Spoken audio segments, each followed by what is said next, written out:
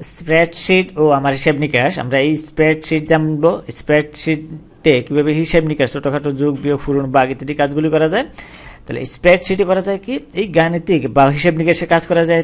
তাই এই স্প্রেডশিটে করা যায় কি এই হিসাব নিকাশ। হিসাব নিকাশের জন্য আমরা এই স্প্রেডশিট ব্যবহার করতে পারি, এই নিকাশ। আর ডকুমেন্টস তৈরির জন্য আমরা ব্যবহার করেছিলাম যে এই এমএস ওয়ার্ড।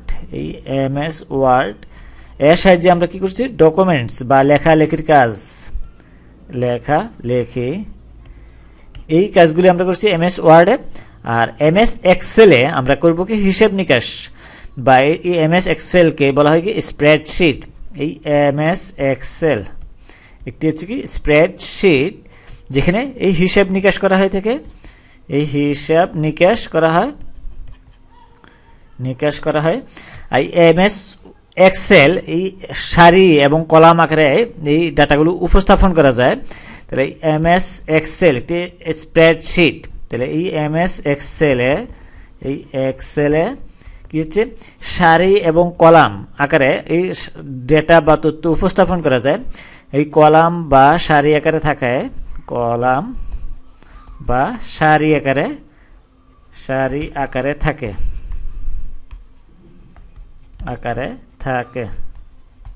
তাহলে এই হিসেবে আমরা কি করতে পারি, এই এমএস এক্সেলে এই স্প্রেডশিট, একটি স্প্রেডশিট, তাহলে এই স্প্রেডশিটের হিসাব নিকাশে সহজে করতে পারি। বা এমএস এক্সেল বা স্প্রেডশিটের বৈশিষ্ট্য যদি আমরা দেখি আগে, এই স্প্রেডশিট বিশ্লেষণের বৈশিষ্ট্য যদি দেখি, এই স্প্রেডশিট বা এক্সেল শিটে বৈশিষ্ট্য যদি দেখি,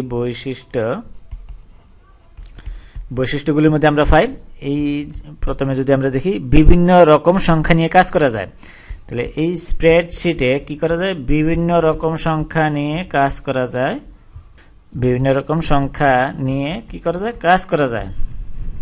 আরো বৈশিষ্ট্য যদি দেখি আমরা এই স্প্রেডশিটের বৈশিষ্ট্যগুলো যদি দেখি, তাহলে যে কোনো ধরনের হিসাব নিকাশের জন্য এটা সুবিধাজনক। যে কোনো ধরন বলতে যোগ বিয়োগ পূরণ ভাগ ইত্যাদি যে কোনো ধরনের হিসাব নিকাশের জন্য এটা সুবিধাজনক। এই স্প্রেডশিট যে কোনো ধরনের হিসাব নিকাশের জন্য, এই হিসাব নিকাশের জন্য সুবিধাজনক।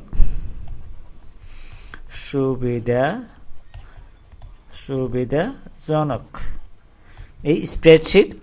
এরপর যদি আমরা আরো কিছু বৈশিষ্ট্য দেখি, কলাম এবং সারি থাকায় উপাত্তগুলো শ্রেণীকরণ সহজ হয়। এই স্প্রেডশিটে কলাম এবং সারি থাকে, আমরা আগে বলেছিলাম যে এই স্প্রেডশিটে কলাম এবং সারি আকারে থাকে। তাহলে এই কলাম এবং সারি থাকায় স্প্রেডশিট শ্রেণীকরণে, এই উপাত্তগুলো শ্রেণীকরণের সুবিধা হয় থাকে, বা তথ্য যেগুলি থাকে এই উপাত্ত শ্রেণীকরণে সুবিধা হয় বা সহজ হয়। শ্রেণীকরণ সহজ এই স্প্রেডশিটে। এরপরে আমরা আরো যদি দেখি যে সূত্র ব্যবহার করা যায়,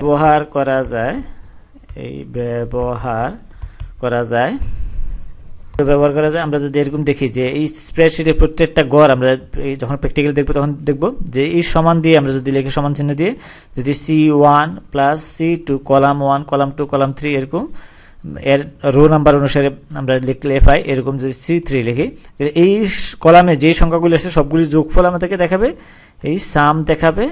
তাহলে আমরা এই সূত্র ব্যবহার করে কি করতে পারি, সহজে ব্যবহার করা যায় এই স্প্রেডশিটে। এরপরে যদি আরো দেখি যে এই ফাংশন ব্যবহার করা যায়, বা আমরা চার্ট, গ্রাফ, টেবিল ইত্যাদি, এই চার্ট, গ্রাফ ইত্যাদি ব্যবহার করা যায়। এই গ্রাফ আমরা যদি দেখি, গ্রাফ তারপরে চার্ট ব্যবহার করা যায়। এরপর আমরা যদি স্প্রেডশিটের ব্যবহারের কৌশল যদি দেখি, এই কিভাবে এটা ব্যবহার করা যায়, এই ব্যবহারের কৌশলগুলো যদি দেখি, আমরা যদি এরকম লিখি যে সমান চিহ্ন দিয়ে, আমরা যদি স্প্রেডশিট দিয়ে দেখবো প্র্যাকটিক্যালি সরাসরি, তাহলে এই সমান চিহ্ন দিয়ে আমরা যদি B3, এই কলাম নাম্বার B আর 3 হচ্ছে রো নাম্বার, তো এই B3 ইন্টু আমরা এই গুণ চিহ্নটা দেবে স্টার চিহ্ন দিয়ে ইন্টু B4, এই B4 এবং B3 যেটা আছে এটা গুণ করে দেখাবে। তাহলে এটা কি হবে, এই গুণফল দেখাবে। তাহলে এইভাবে আমরা কি করতে পারি, এই স্প্রেডশিটে ব্যবহারগুলো করতে পারি, স্প্রেডশিটে ব্যবহার কৌশল করতে পারি। তাহলে এটা হচ্ছে কি এখানে এটা হচ্ছে কি গুণ চিহ্ন, গুণ চিহ্ন বা প্রোডাক্ট লিখি, আমরা যদি লিখি প্রোডাক্ট তো গুণ, বা আমরা যদি এরকম লিখি ফাংশন ব্যবহার করে, এই ফাংশন আমরা জানি এই প্রোডাক্ট দেখাবে কি, আমরা যেই কলাম থেকে যেই কলাম পর্যন্ত গুণ করব এটা লিখে দিলে আমরা এইভাবে পাবো, এর ফাংশন ব্যবহার করে আমরা এই গুণফল পাবো। তাহলে আমরা যদি এই B3 থেকে আমরা এই কোলন দিয়ে এবং B4 এটা লিখলে এই দুইটার সংখ্যা, দুইটার ঘরের ভিতরে যে সংখ্যাটা আছে এটা গুণ করে দেখাবে। তাহলে এটাও কি করবে, গুণফল দেখাবে। তাহলে এই স্প্রেডশিট আমাদেরকে ওপেন করতে হবে কিভাবে, আমাদেরকে প্রথমে এই অপারেটিং সিস্টেমের স্টার্ট মেনুতে যেতে হবে। এই স্টার্ট বাম পাশে নিচে এই স্টার্ট যে মেনু আছে এই বাটনে, ওই বাটনে ক্লিক করতে হবে। এরপর আমাদেরকে ওপেন করতে হবে অল প্রোগ্রামস, আমাদেরকে এই অল প্রোগ্রামস, এরপর আমাদেরকে ওপেন করতে হবে এই মাইক্রোসফট এক্সেল, এই মাইক্রোসফট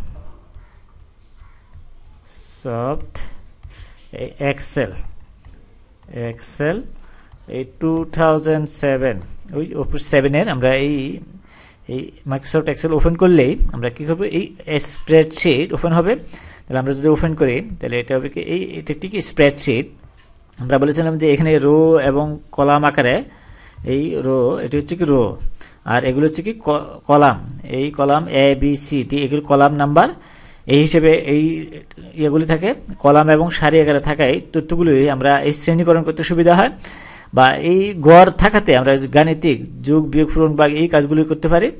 তাহলে আমরা যদি একটি প্র্যাকটিক্যাল করে দেখি সরাসরি যে এই কিভাবে এই যোগ বা গুণের কাজটা করে থাকে, আমরা এখানে দেখব যে এই দ্রব্যের নাম দেওয়া আছে চাল, আমরা এই দ্রব্যের নাম, এরপরে দাম কত টাকা, চালের দাম কত টাকা কেজি, আমরা যদি দেখি 44 এরপরে এই পরিমাণ বা কত কেজি আমরা যদি লিখি এখানে কত কেজি, এরপরে আমরা যদি লিখি এখানে 40, তাহলে এখানে আমরা বের করব এই কত টাকা। তাহলে এই দুটা সহজে গুণ করলে কত টাকা আসবে খরচটা।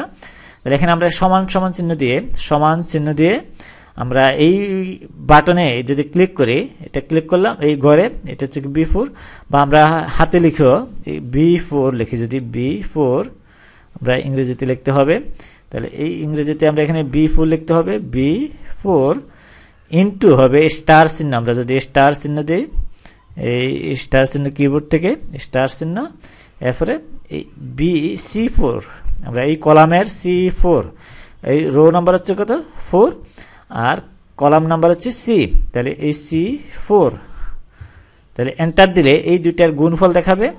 তাহলে এই দুইটার গুণফল আসবে, আমরা গুণফল দেখি, তাহলে এই 1760 টাকা। তাহলে এইটা আমরা সহজে গুণ করতে পারলাম। এভাবে যদি আমরা অনেক সংখ্যা লিখে গুণ করতে পারি, বা আমরা বলেছিলাম প্রোডাক্ট আমরা যদি এখানে এই ফাংশন বার, এটা হচ্ছে ফাংশন বার, এখানে আমরা সমান চিহ্ন দিয়ে প্রোডাক্ট লিখতে পারি, সমান, এরপরে প্রোডাক্ট ফাংশন ব্যবহার করে আমরা যদি লিখি এইটা, এরপরে আমরা কোলন দেব, এরপরে আমরা লিখব এই C4, এরপর আমরা এই বন্ধনী ক্লোজ, এরপরে এন্টার দিলে এই আমাদেরকে গুণফল দেখাবে।